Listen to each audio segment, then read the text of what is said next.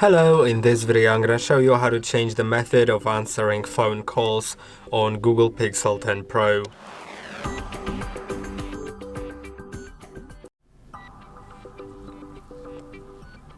You can see that when I receive a call, well, I'm going to click on it so it shows on the full screen. If I want to decline it, I can slide here. If I want to answer, I can slide here. So it is a slider currently.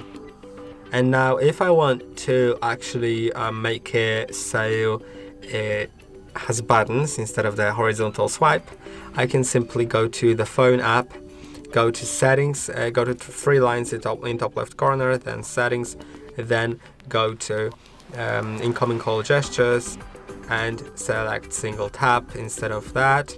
And now when I get a call, I will see just buttons instead of the slider. Incoming voice call from Merrick. Yeah, I actually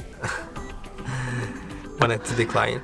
So this is how it works. I hope that this video was helpful. Don't forget to like and subscribe, and I'll see you in the next one.